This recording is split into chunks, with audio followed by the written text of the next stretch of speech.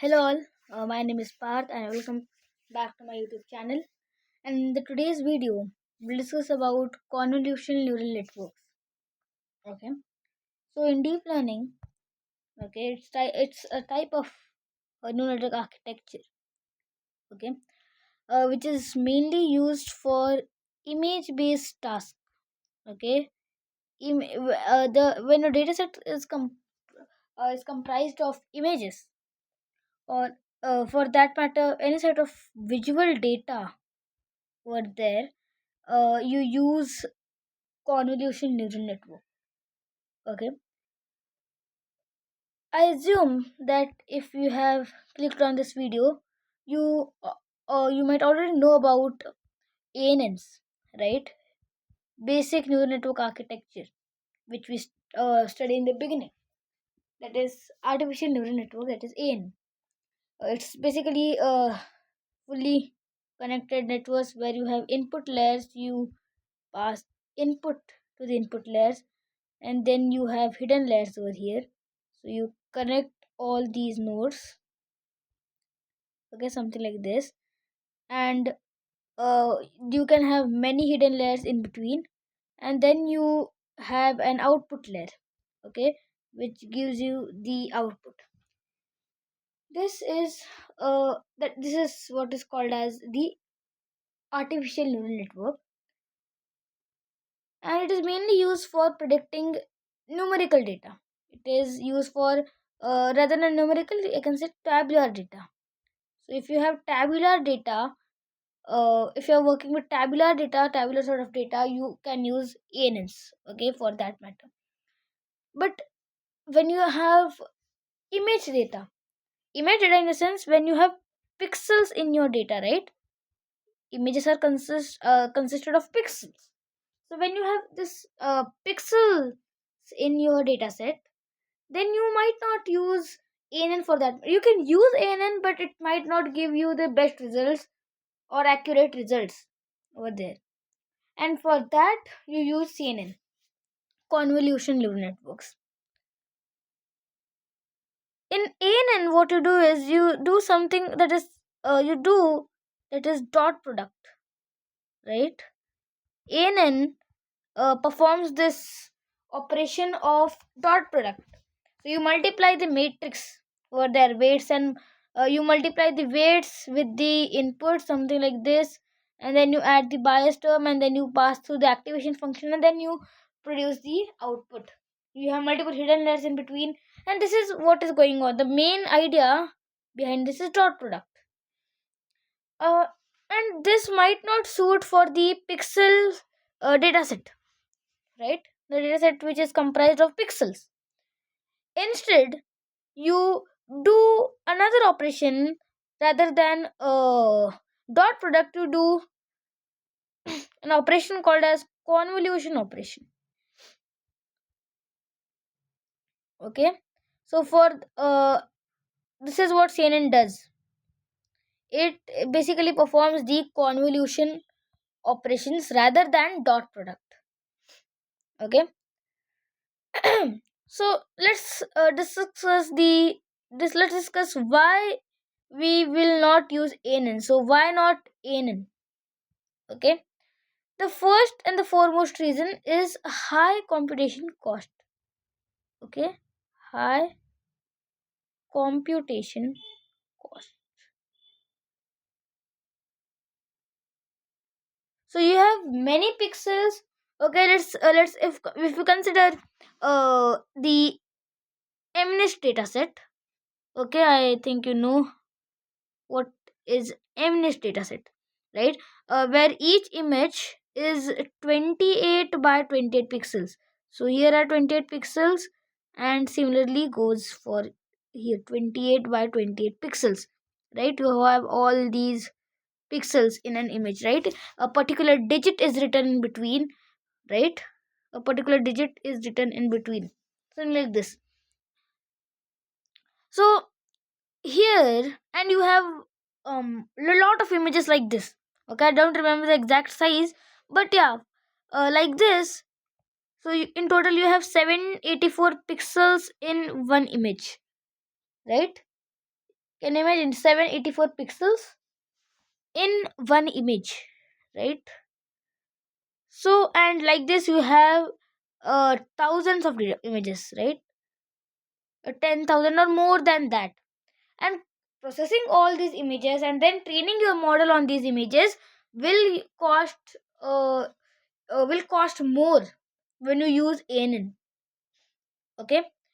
Now let's discuss about the second problem. The second problem is overfitting. Okay. The second problem is overfitting because you pass the 784 pixels. Okay, so what you do, you flatten the pixels, right? You can't directly pass the images, you arrange the pixels one by one, and like this you have 784 input nodes. In a input layer you have 784 nodes, and then you are connecting all these 784 nodes, right? All these 784 nodes to multiple hidden layers, right? To multiple hidden layers, because if you want a good accuracy you will need multiple hidden layers, right? There. And if you use multiple hidden layers, there there arises a problem, that is overfitting, because there are too many connections, there are uh, too many connections between the nodes, right? There are chances of overfitting of your model, that is your ANN. Okay, so this is the second problem. The third problem, okay, the next problem is, I would like to use this arrow, right? Just a minute.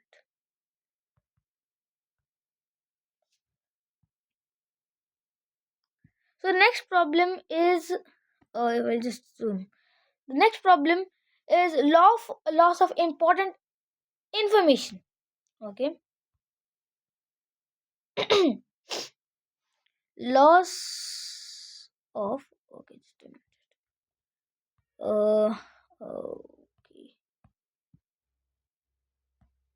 Next, we are discussing about loss of important information. In images, when I talk about information, there are just a spatial arrangement of pixels, right? The edges, the vertices, all these information.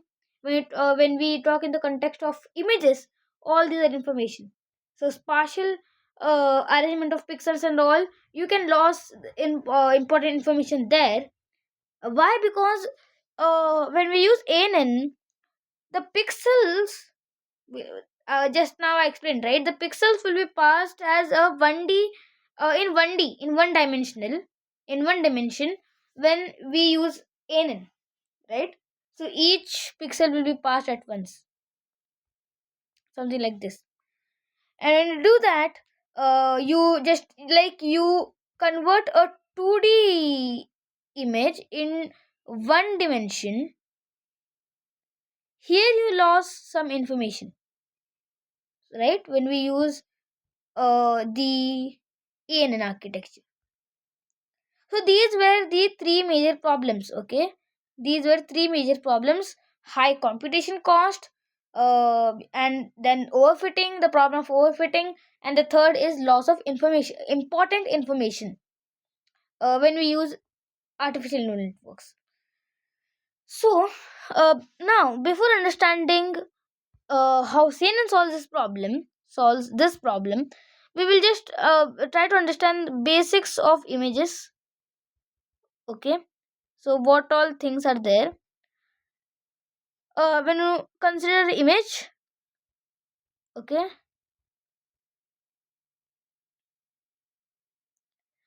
there's a number written on it. Let's say it's 9. Okay, or just a minute, so I'll just erase it. uh let's say I just make it, okay, something like this. Let's say the number written here is 9, and then you have pixels right over there. right? When you talk about MNIST dataset, I will be talking about the MNIST dataset only. Not only, but yeah, here I'm talking about MNIST dataset.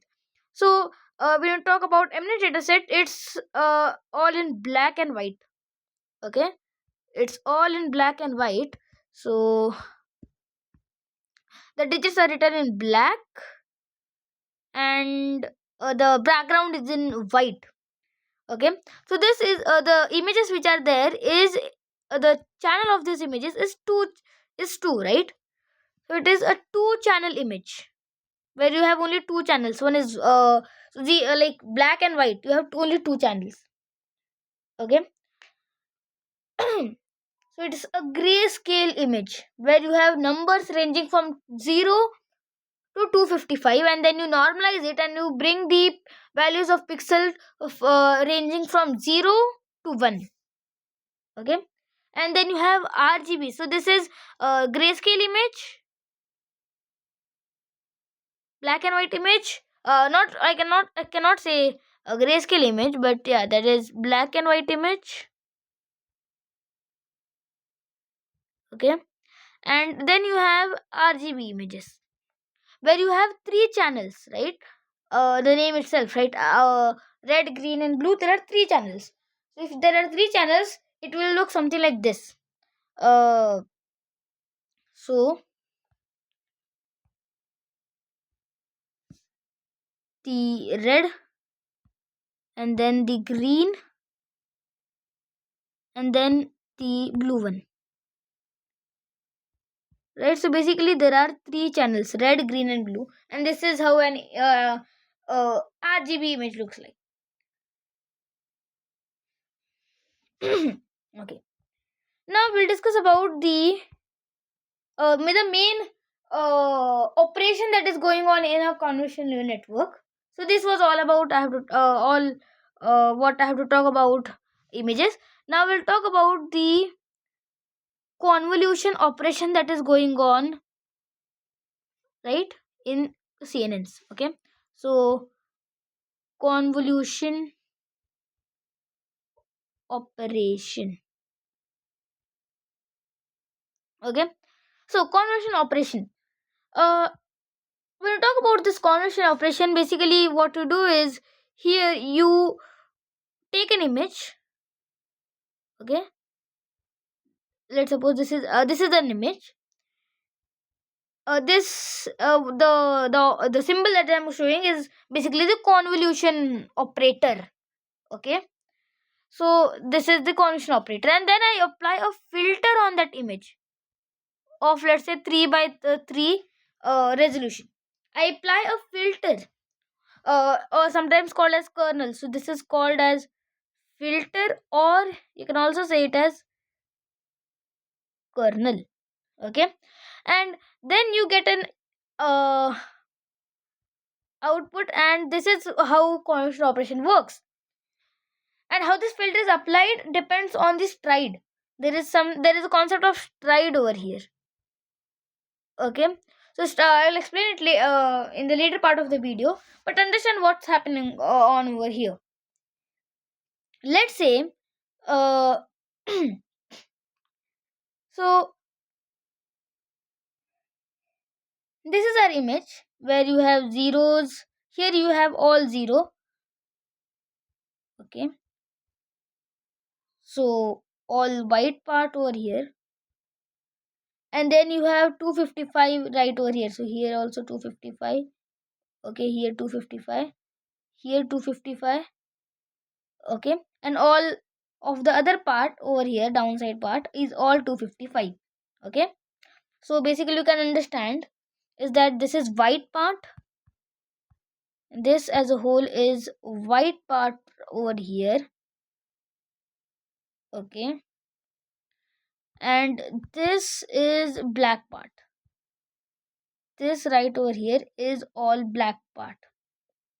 Okay, and when you apply a filter, it will give you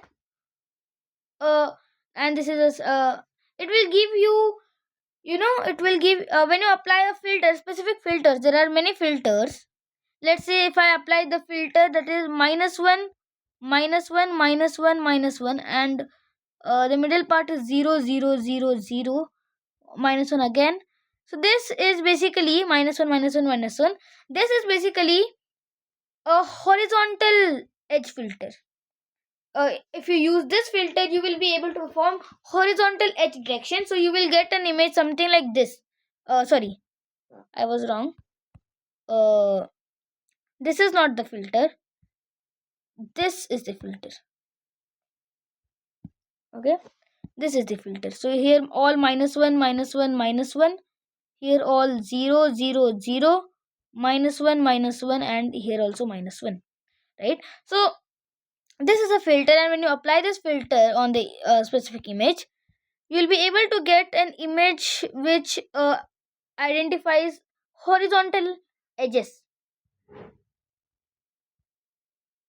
Okay, which will be able to identify horizontal edges.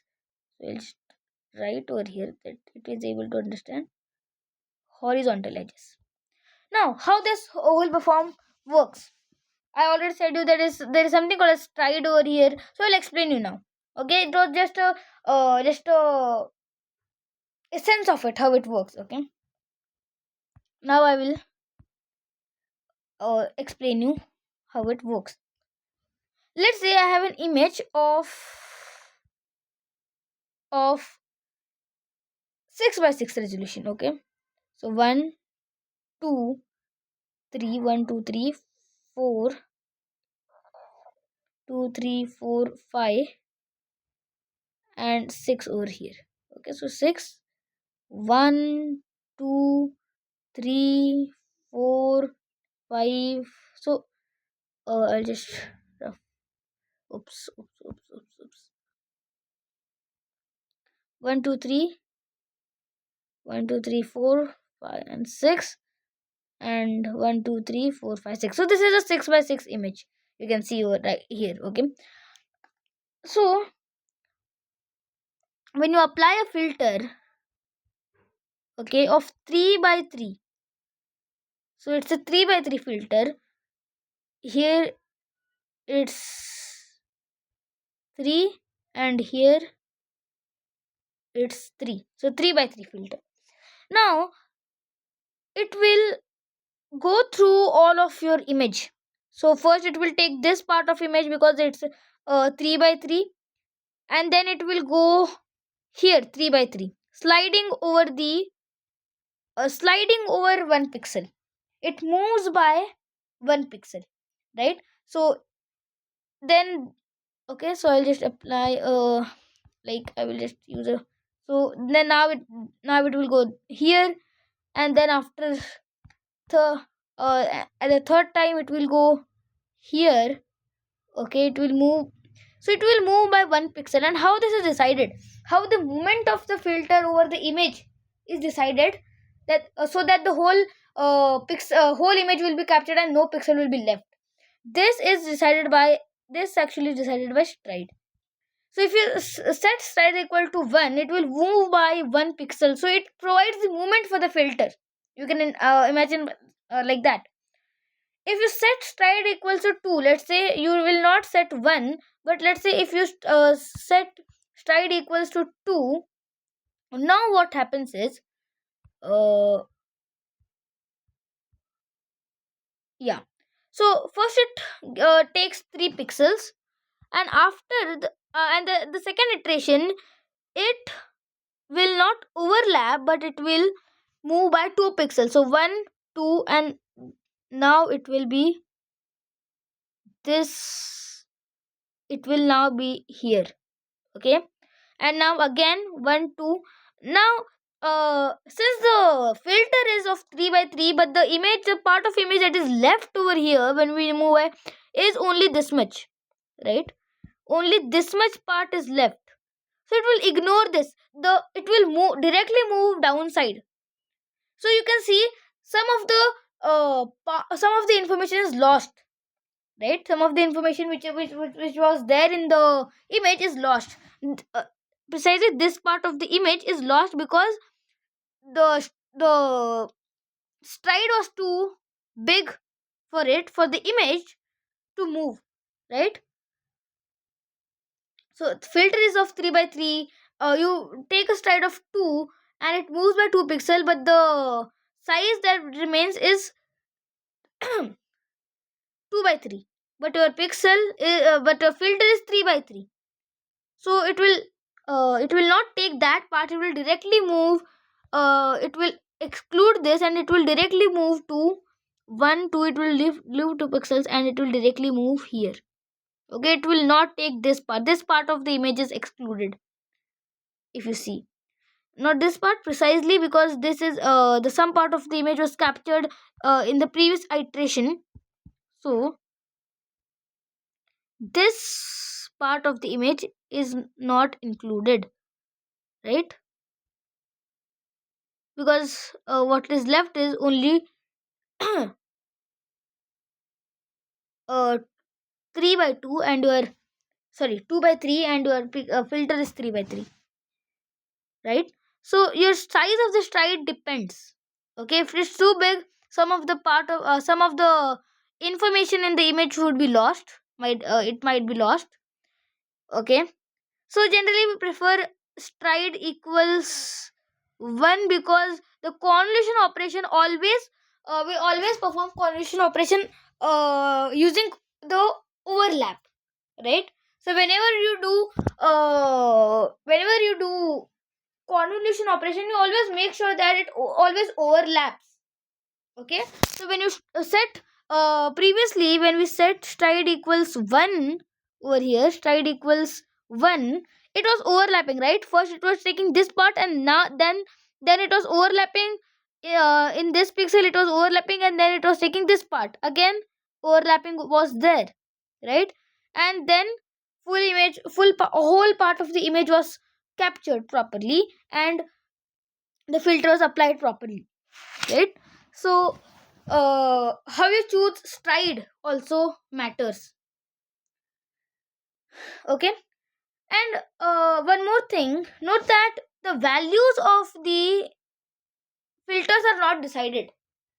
So the CNN model chooses the appropriate values for the filter when it is being trained. So by backpropagation process, it sets the appropriate values for the filter. Okay, this was the point that I forgot. So yeah, the values right over here in the filter are decided by the CNN model when it is undergoing the training process. When it is while doing the backpropagation, it decides the appropriate values. Okay, now there is one more part that we'll discuss, and now then we'll conclude this session. Okay, this lecture. So one more part we'll discuss is that we have seen how filters are applied on like on image of two channels, right? But if we are working with RGB channels, how it is applied? Okay.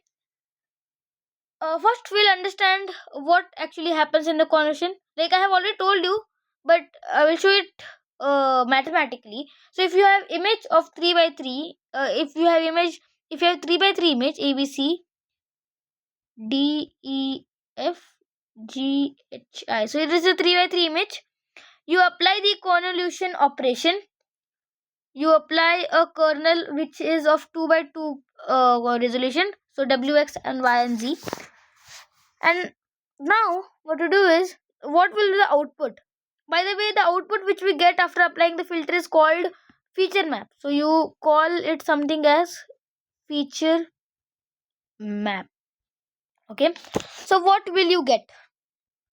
You will basically get AW plus BX plus so AW plus BX plus EY plus FZ.